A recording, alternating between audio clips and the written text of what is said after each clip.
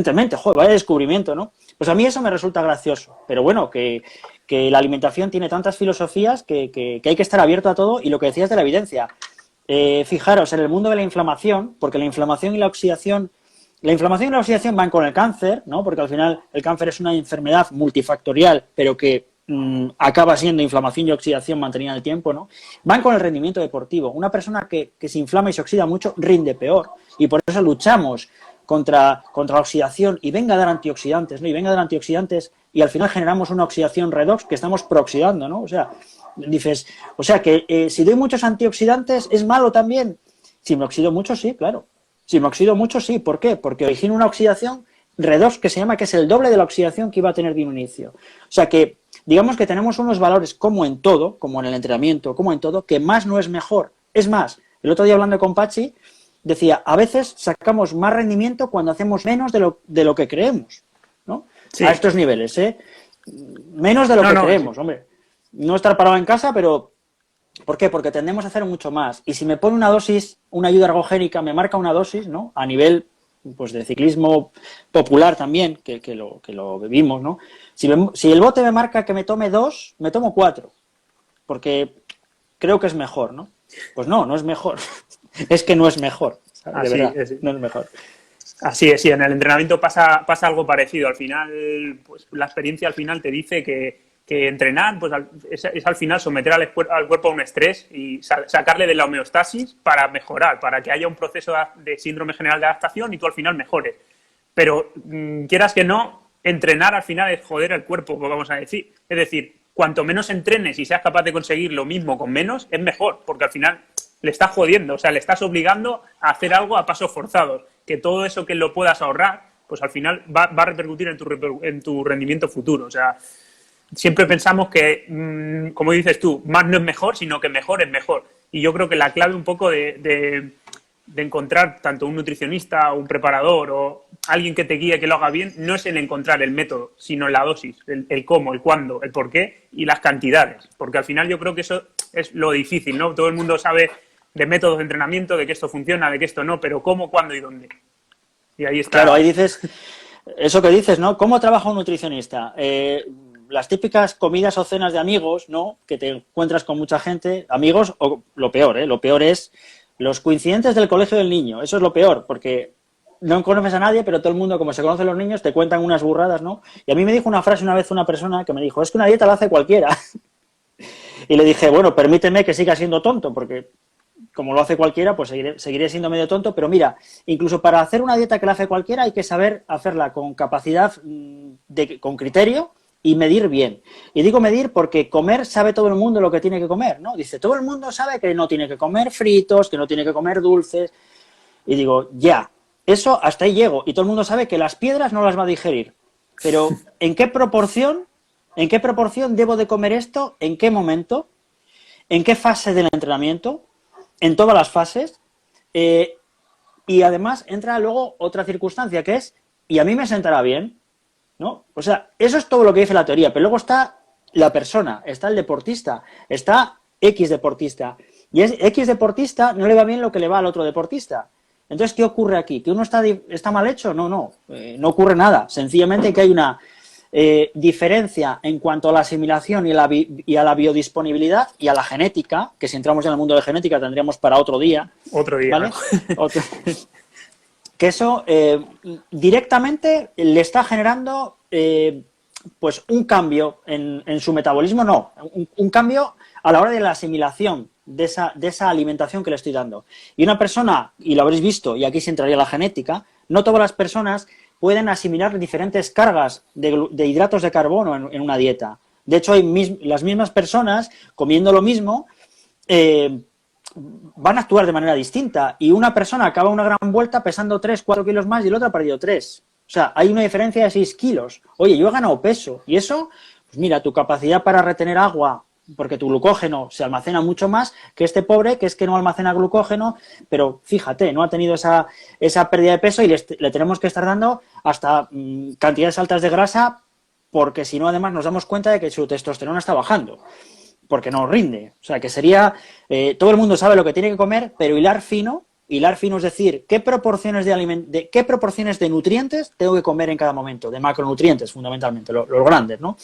Claro, si entramos a los pequeños, entonces ya nos podemos volver locos, pero hay que tener sentido común. Mi consejo a nivel general diría que no inventéis, no experimentéis, hacer las cosas como pensáis que debéis de hacerlas y haciendo pequeños cambios. Digo pequeños cambios porque de la misma manera que no cambiéis un sistema de entrenamiento de un día para otro, en el mundo de la alimentación tampoco deberéis de hacerlo, porque va a haber una desadaptación y podéis pagarlo con el rendimiento y, lo que es peor, con la salud. Eso de voy a dejar de comer hidratos de carbono y voy a hacer la dieta cetogénica, la dieta Dukan, porque me han dicho que va de cine, hombre, eso no se puede hacer, no se debe de hacer, porque seguramente te va a salir mal, vas a acabar peor y luego además vas a decir qué tonto soy y qué necio, que lo he hecho y me decían que era malo y no he escuchado.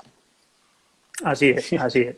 Sí, al final, pues es lo que hablamos, de todo el tema de la dieta no tiene nada que ver a nivel de composición corporal, a nivel de un poco de salud, lo que puede tener una persona normal o lo que necesita una persona normal a lo que necesita un deportista, que al final lo sabemos todos. O sea, al final somos como coches de carreras que van con otra gasolina, o le das gasolina o eso no funciona. Tú igual puedes estar, pues como dices tú, con una dieta a base de, bueno, cetogénica, el que lo llame cetogénica, que habría que ver si es verdad que no se llega al gramo por kilo de hidrato. Pero es complicado no llegar, ¿eh? Sí, por eso te digo que eso de cetogénica habría que verlo si es verdad que es cetogénica o no, pero sí, bueno. Sí. Bueno, como hablábamos un poco, ¿qué requerimientos básicos, así un poco a nivel general, para comer durante un entrenamiento, de qué tipos de entrenamiento y de competiciones hay que llevar a cabo con un ciclista? Vale, bueno, pues para un entrenamiento de 3 horas, vamos a decir, claro, esto depende mucho de cada ciclista, ¿eh? O sea, me refiero que no es lo mismo un ciclista de 60 kilos que un ciclista de 80 kilos, que los hay. ¿Vale? No es lo mismo Iván García Cortina que Pello Bilbao, por deciros, no es lo mismo. ¿Por qué? Porque cuando tú tienes un peso, ya tu metabolismo basal por sí mismo va a haber un cambio, o sea, va a haber un consumo en reposo diferente al del otro. Y eso ya tiene un requerimiento en cuanto a qué dosis de calorías le voy a dar, ¿no? ¿Qué requerimientos habría? Pues vamos a decir que para un entrenamiento de 3 horas, ¿no?, que no sea de mucha intensidad, puedo perfectamente llevar una dieta de 3.000, 3.500 kilocalorías, que diréis, qué burrada, ya, pero es que igual para Pello Bilbao necesita 3.500 y para Iván García Cortina con 2.000, 2.200 le está resultando eficaz. Entonces, esos requerimientos, en principio, habría que calcular el metabolismo basal y un poquitín saber el gasto que voy a hacer en el entreno y sumarlo, ¿no? Tenéis una estimación del gasto en kilocalorías y decir, bueno, yo voy a gastar estas kilocalorías, ¿no? 3.000 en total, entre el metabolismo basal y un entrenamiento 4.000. 4.000 kilocalorías. Y diréis, vaya burrada, 4.000 kilocalorías, si se supone que eso es lo que gasto, si como 3.500 voy a perder peso o grasa, pues no lo sé. No lo sé porque aquí actúan otras fuerzas del mal, ¿no?, que serían las que se encargan de intentar frenar que tú pierdas grasa o pierdas cualquier tejido. Porque el cuerpo no sabe que tú quieres perder tejido. El cuerpo se adapta. Si tú le das menos energía durante mucho tiempo, el cuerpo se va a adaptar con esa poca energía que le estés dando para hacer el mismo esfuerzo, ¿vale? Eso es positivo si sabes medir la dosis de cuánto le has quitado y si es cierto que está obteniendo esa grasa, esa energía que le falta del metabolismo de las grasas. Sería ideal, porque dices, quiero perder grasa, pues estoy quitando lo justo. Pero por eso digo que el requerimiento energético tiene que ir un poquito individualizado, ¿no? ¿Cuántas kilocalorías se gastan en una etapa en un Tour de Francia? 6.000. 7.000, 5.000, 8.000, dependiendo, ¿no? Hay veces que ves auténticas burradas, ¿no? Y dices, entonces, ¿qué tengo que comer? ¿Eso más el metabolismo basal? Digo, no lo tienes que comer, no lo puedes comer. No te da. No lo puedes comer, porque es imposible que tu sistema digestivo pueda recuperar así. Entonces, ¿qué va a ocurrir? Que voy perdiendo tejido graso y tejido muscular. Yo sí que os diría que estudiaseis bien el metabolismo basal de cada uno, que leáis un poco los datos que tenéis del consumo en calorías, o kilojulio sería una unidad de potencia, pero bueno, en kilocalorías, que es la unidad energética, para estimar el gasto real que estáis realizando en ese día, tanto del ejercicio físico en la bici como el metabolismo basal, que lo tenéis cuantificado, que se puede hacer con una fórmula de Harris-Benedict. Si no tenéis acceso a otros sistemas, lo podéis hacer. Luego tenéis que añadirle el resto de energía del día. El que trabaja en la construcción, si lo trabaja, evidentemente el requerimiento lo tiene aumentado. Y luego un factor que es la termogénesis inducida por la dieta, que es un 10%. Son muchos tecnicismos, pero tened en cuenta que una persona, yo siempre se lo digo a los alumnos, una persona todos los días no cuenta lo que come. No lo cuenta y tampoco cuenta lo que gasta, no lo cuenta, pero no sabe por qué, su peso tampoco varía mucho. O sea, en todo el año dices, yo peso más o menos lo mismo todo el año. Digo, o sea que eres un friki de contar calorías, porque es imposible que... No, yo no cuento nada. Yo voy comiendo y yo no sé por qué, pero más o menos peso lo mismo, salvo pues momentos excepcionales que puede ser Navidad o un confinamiento que nos hayamos vuelto locos, ¿no?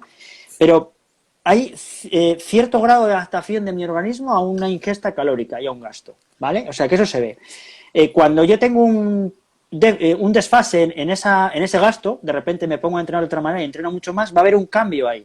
Y seguramente mi alimentación se tenga que adaptar, ¿vale? Lo mismo que si entreno y de repente cambio drásticamente la alimentación, también va a haber un cambio, ¿no? Es cuando me quiero someter a una pérdida de peso o una ganancia de peso, que también puede ser. Pero el cuerpo, que tengáis en cuenta que aunque tengáis un criterio de cuánto necesito al día, hay que medir todo, ¿vale? Porque individualmente el cuerpo actúa de diferentes maneras. Eso también quiero que lo tengáis claro. O sea, que los requerimientos son muy variables, muy variables.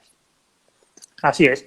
Nosotros, por ejemplo, con el nutricionista con el que hemos estado trabajando, pues utilizamos la composición corporal con antropometría, con ISA, para sacar la masa libre de grasa, hacer un poco ahí la cuenta de lo que sería el metabolismo basal. Y luego, además, como tenemos el analizador de gases, pues sabemos con una caloría